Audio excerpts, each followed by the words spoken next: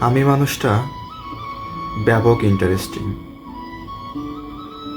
কেউ ভাবে আমি খুব হাসি খুশি, কেউ ভাবে আমি শান্তশিষ্ট, কেউ দেখে আমার রাগ,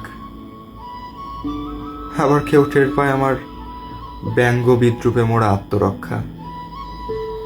কেউ ভালোবাসে, কেউ আবার ঘৃণা করে, কেউ ভাবে আমি মিশুক, আবার কারো কাছে আমি বড্ড অহংকারী। কিন্তু কেউ কখনো আমার ভেতরটা দেখে না।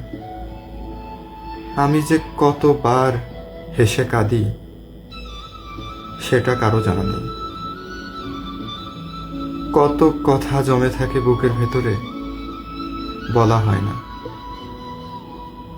সবাই শুধু আমাকে দেখে, কিন্তু বোঝে না আমি কি বলতে চাই, আমি আসলে কে। সেই উত্তর কেউ কখনো খুঁজে দেখেনি। দিন শেষে হিসাব মেলাতে গিয়ে দেখি আমি আসলে একাই হাঁটছি, একাই হাসছি, আর হারিয়ে যাচ্ছে একা।